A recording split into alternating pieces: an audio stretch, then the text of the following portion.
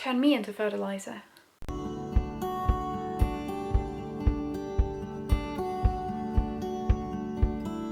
Hello everybody and welcome back to my channel. I am so happy that you wanted to join me today. My name is Gita Mary and today we are going to talk about the impact of death. I know, the video title kind of sounds like an eco-critical heavy metal band, which I am, by the way, totally there for. The reason why I wanted to do this video was because a couple of weeks ago I had a Q&A on my Instagram and one of the questions were, can you compost a human body? And it had a vibe that was very, I'm just asking for a friend, like no recent serial killer vibes, no offense. I ended up telling them, no, you cannot compost a human body in a home compost facility, but there are other things that need to be in place in order for a human body to decompose and bones and all this kind of stuff. And it sort of opened up a bigger discussion of what is the impact of our bodies once we're dead. And I thought it could be pretty cool to look into. It's not something that I have never looked into before. I've been following Ask a Mortician on Instagram and on YouTube here for the longest time. I love her videos. So she has also been a resource and an inspiration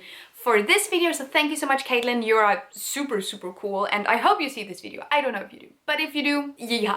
I have also left her links down below if you are interested in checking out her videos because they're super informative. But before we get started, I have just one tiny thing that I want to add as well, and it's sort of a disclaimer. If you are sensitive to any of the topics that I will be mentioning in this video, I will be talking about death and corpses, burials and funerals. So if you are in mourning and if you have trauma or if you deal with mental issues that would make this in any way, shape or form uncomfortable for you, I would suggest that you don't watch this video because I don't want to cause anyone any harm. That's not why I'm here. If you want to take this in your own pace, I've also uploaded it on my blog so you can read it instead if that's better. I hope everyone is feeling well and let's just get into the impact of death. There are literally hundreds of different burial traditions and techniques all over the world, and depending on culture they vary very much. So for this video specifically, because we're talking about the environmental impact of something, I'm going to look first of all at the most common, also at the most polluting. I'm going to be looking at the industrialized Western conventional burial methods because they are also the ones that are the most polluting. Also bear in mind that a lot of the data that's available about burial and funeral specifically focuses on the American and the British market. Around 60 million people die all over the world every single year, and the most common ways of burial are either gravesite burial or cremation. The National Funeral Directors Association in the US found that the rate of burial funerals is 53%, while 47% generally chooses cremation. Well, let's start looking at what it takes to put us into the ground. There's a lot of different preparation that goes into burying someone, and one of the most obvious ones is what we bury people in, aka coffins and caskets. Coffins and caskets are often made of mixed materials. They're often made of wood, metal and plastic mixed together. Conventional burials in the US use 30 million pounds of hardwood. This amount of wood used for casket making could supply the wood needed to build over 90,000 homes. The amount of wood needed to create caskets is equivalent to 4 million square acres of forest, which is the same size of New Jersey, and most of the wood is either precious wood or tropical wood. There's also been used about 115 million tons of steel, which is enough to build over 2,000 Empire State Buildings, all of which end up in the ground. And the thing with caskets is because they are mixed both with metal and wood and plastic, they're not even going to decompose. Why is there plastic in caskets? Well, there are typically plastic in caskets to sort of try and protect the soil from the body, or the body from the soil. The plastic lining between the dead body and the soil is not really there to sort of help a sort of environmental risk or a health risk, because a dead body is harmless per se. The thing that's actually really dangerous about dead bodies is usually how we treat them after they're dead, because most bodies in the US and in England, and also lots of bodies in Denmark and many other places in the world, are embalmed before they're buried. From what I could see, embalming is the sort of standard practice both in many places in Britain and in the US, even though it's not actual law. I also found that it's not necessarily legally required in Denmark to embalm someone unless you're burying them above the ground. But still, many people end up being embalmed for purely cosmetic or aesthetic reasons. So I feel like this is a good time to explain what embalming is. When you embalm a corpse, you typically fill it with formaldehyde to avoid natural decomposition in the body. Formaldehyde is also considered considered to be in the top 10% of most environmental and health hazardous chemicals, and it's also a carcinogen. It's not very good. It's very dangerous. But because it's a standard in many burial practices, the US ends up leaking more than 800,000 gallons of formaldehyde-based embalming fluid into our waterways and soil every single year. I've always had this idea of burial that when we put a body in the ground, it starts to decompose and becomes one with the earth. But that's very rarely the reality, because we wrap and process our dead bodies to an extent where that cannot happen. Formaldehyde embalming stops the rotting process of corpses, or it at least slows it down, and then we put that body in a casket that is not very likely to ever decompose, filled with metal and plastic lining. Furthermore, that casket goes into the ground, but it also goes into a secondary casket that is already in the ground, because that's how cemeteries avoid sinking in on themselves. So we put these bodies in these tiny rooms underground, and they're never ever going to really decompose. In that way, we never really see the ground once we die, at least if we go with graveside burial. However, more and more people are choosing cremation over burial. A new report from the insurance firm Choice Mutual found that 44% of Americans plan on being cremated, which is a 40% increase from the 1960s. And Danish statistics show that in 2018, 84% of deceased chose cremation, which is honestly a much larger number than I initially expected. But there are also some perks to cremation. Direct cremation, which is cremation without embalming, has a much smaller environmental footprint because we sort of avoid the awful carcinogens seeping into the atmosphere and into the ground. You can also choose to be cremated not in the big fancy metal wooden coffins or caskets, but rather in a cardboard box, and honestly I am there for that simple life. But there's still some emissions to deal with. If you have watched any of my other impact videos, you will know that whenever we are talking about really high temperatures, there will always be an environmental impact, because getting any furnace to a high temperature requires a lot of power, and that is also the case with cremation. The process of cremation also emits carbon monoxide, mercury, sulfur dioxide, nitrogen oxides, hydrogen fluoride, hydrogen chloride, and heavy metals into the atmosphere. I also quick want to talk about what happens when you cremate a body that has been embalmed, because this is not amazing. What happens when an embalmed body is cremated is that the emissions from this body and from this furnace will now contain formaldehyde, and that formaldehyde will now be suspended into the air, where it will fall down as rain once it bonds with water. You don't want to be anywhere near formaldehyde shower. This is super detrimental, and also really dangerous both to flora and fauna, to biodiversity, for human health, soil health, and ocean health, just all the healths. But this would not be an impact video if we were not mainly to talk about what we can do sustainably and what sustainable options there are. Obviously, that's what we're going to spend the rest of the video talking about. And the first thing that I think is really important to mention is something with the delightful name of alkaline hydrolysis. Alkaline hydrolysis is also known as water cremation or flameless cremation or water burial. During water cremation, you put the body into a pressurized chamber in a mixture of 95% water and 5% potassium hydroxide. Then you heat it to 365 degrees Fahrenheit. This will decompose the body in a matter of hours in comparison to having it lie in the ground for years and years and years. And now it's gonna become a little gory, and it's not gonna stop being gory from now on. I'm so sorry. But this process will separate like soft tissue and bones. So the soft tissue will become part of this water cremation fluid that's completely non-toxic, and that will be flushed out with the sewage, but that can also be used as a fertilizer, which I think is pretty cool. The bones then are dried, which can take a couple of days, and then they are ground into a fine powder, just like ashes. And then one can do whatever one wants to do with the ashes. You can bury them, or you can have them on display, and you can spread them. This is a method where the end result is sort of the same as normal cremation, but the impact is much lower. It only uses 1/8 of the energy of flame cremation, and it only has 1/4 of the carbon footprint. It releases no mercury or heavy metal emissions, and its water consumption is equivalent to 3 days of water use if that person was alive. The carbon dioxide emissions are also much lower because the temperatures are nowhere near as high as with typical cremation, which can require temperatures up towards 1800 degrees Fahrenheit. This is definitely something that I hope will become more widespread, because it does sound like a really cool sustainable option. And I've also seen water cremation businesses have the same kind of options for pets.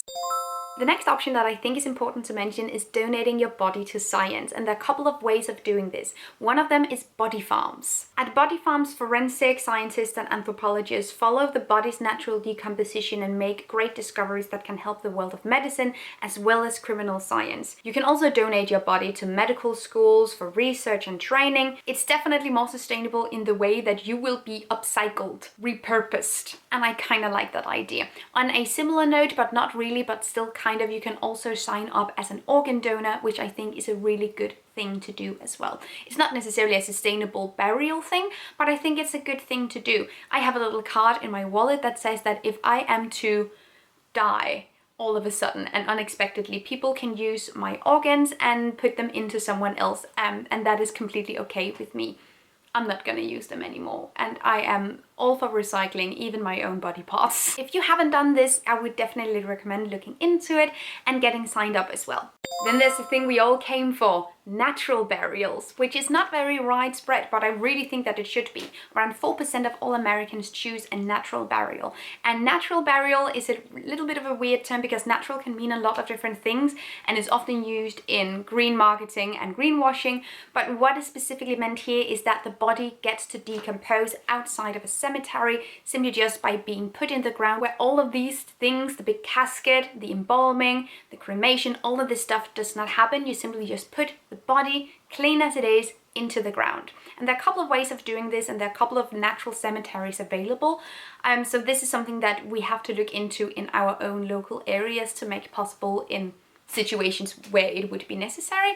But I really think it's a really cool idea. And within this idea, there's also conservation burial, which is even better. And I think Caitlin from Ask a Mortician called it chaining yourself to a tree post-mortem, which I think is great. Because conservational burial is the fact that if you are buried in a natural area, no one can use that area for farming or for building stuff or tearing trees down because you're buried there. They cannot turn that natural area into something else, which honestly is activism beyond life. And now I have some delightful death products. The first product that I want to include is the mushroom burial suit. This is a organic cotton suit that is lined on the inside with spores, and that makes it specifically good for devouring flesh. And I think this works really well both with the natural burial and with the conservational burial as well, because you're definitely just in your suit. They also make them for pets. Then there's recomposing or body composting, which I guess was what they were talking about or referring to in the Q&A that I said is not really possible, but what I specifically meant that is not necessarily just possible, you know, in a normal home compost, but there needs to be a specific facility in place for this to really work, which is also the case, and it's not necessarily a very widespread burial method, but it is available somewhere. The idea is that you put a body into a circular composting system like an industrial organic recycling facility, where the remains will then be broken down. Composting a body will release 80% less greenhouse gases than conventional burial methods as well.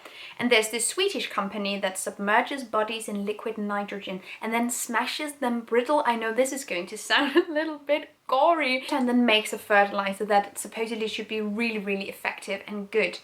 And I really like that idea, but I also see how the smashing of the body might feel kind of gory for some people, but I think Ask a Mortician, again, will continuously keep referencing her. She made a really good point out of what we are used to as burial methods seem respectable, and things we are not used to will automatically, in contrast, always seem barbaric or unrespectable. I don't know if that's a word now.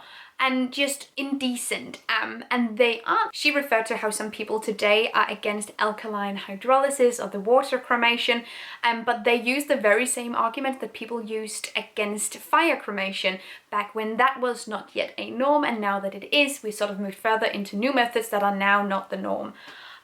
So definitely I think it's a good idea to open up the discussion of what is respectable to do with the body, what is decent, but also what is natural, what is sustainable, and how can you make use of your body and other people's bodies, but specifically, you know, like it's personal choice, and not necessarily thinking too much about this, what is respectable, because that will always be a subjective matter and that will always change, and I think it's a good idea to be kind of open towards these things, which is why I think that body composting was a really good thing to mention in this video as well. Okay, this next one, I am so stoked that this is apparently a thing. You can become a reef. There's this company called Eternal Reefs, and what they do is that they mix your ashes, for instance, ashes from cremation or the powder from water cremation. Then they create these structures that will then be super habitable for ocean life and marine life, and over time they will become the foundation for new coral reef. I think this is a super, super cool thing. You can also become a tree.